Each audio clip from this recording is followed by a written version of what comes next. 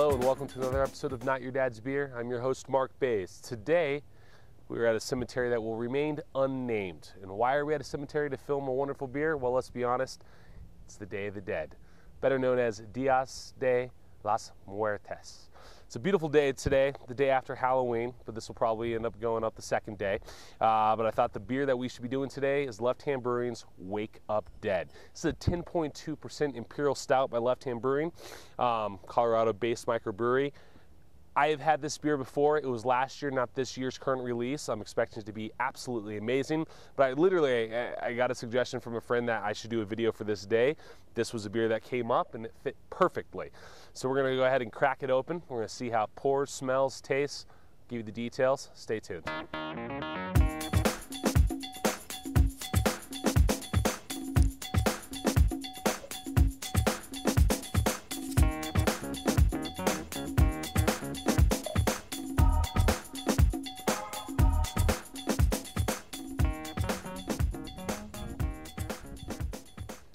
So as you can see right off the bat, it's like just an off-white, not even an off-white, it's pretty much a mocha khaki colored head, really tight bubbles, not frothy like most stouts are going to be.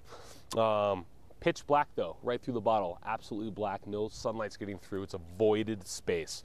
Let's see what the lacing looks like on this thing. Give it a good swirl. Doesn't look like it's going to have amazing lacing, but it's sticking a little bit to the glass.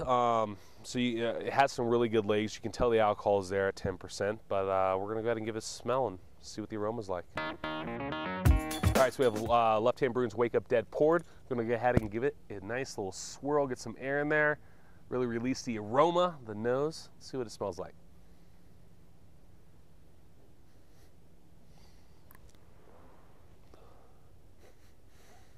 I mean, right away you're getting very rich, smooth smelling chocolate. Smells very similar to the Rocky Mountain Chocolate Factory, if you will.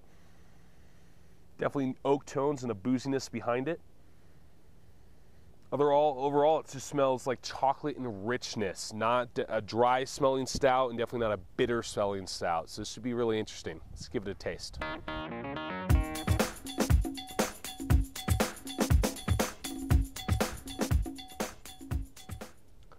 It's definitely my kind of stout. Right away, I'm used to drinking very big, heavy beers, so at 10%, this falls right in line with the average beer I drink, but it seems very thin compared to what it could be, which is not necessarily a bad thing. You're definitely getting big chocolate notes off of it, kind of a roastiness on the backside of it. It's very creamy and frothy, but then the body itself, as you start to swallow, goes thin. Like that richness doesn't stay on the palate.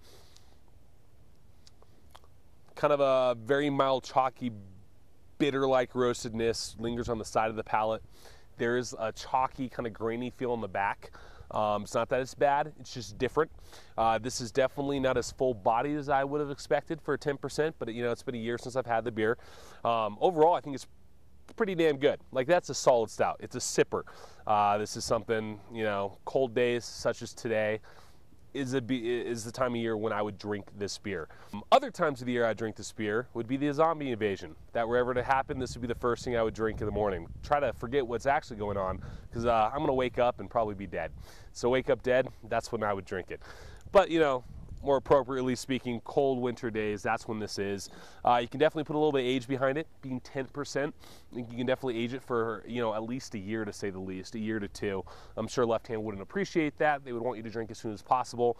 So I actually picked up a couple bottles, so as snowfall starts to come in, that's when I'm going to be drinking this. In fact, I would have reviewed this in December with, the winter weather of Colorado, but it seemed very appropriate to do it today. So yeah, what you're getting off of this, really good carbonation for this kind of beer. I mean, it does have good lacing. As you can see, it just kind of sticks to the glass, really good legs. The booziness is definitely there. If you're not used to drinking very big beers, the sharp booziness will be present to you. But if you're used to drinking very large beers, it actually seems pretty mild compared to something like Strahan's Barrel Aged Yeti by Great Divide or Czar by Avery. I mean, those are really, really big imperial stouts.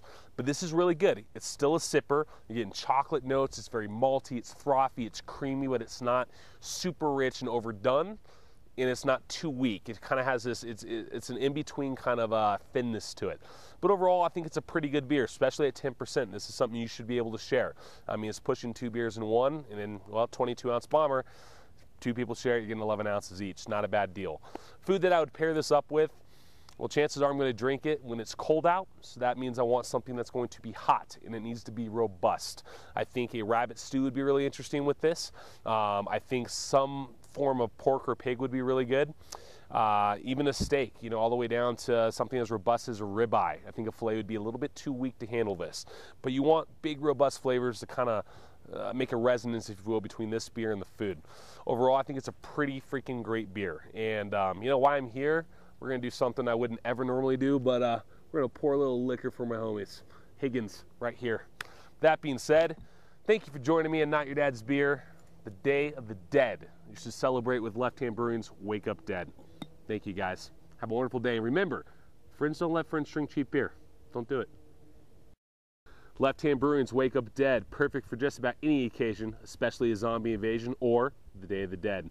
And I gotta tell you guys, Wake Up Dead, this is not your dad's beer.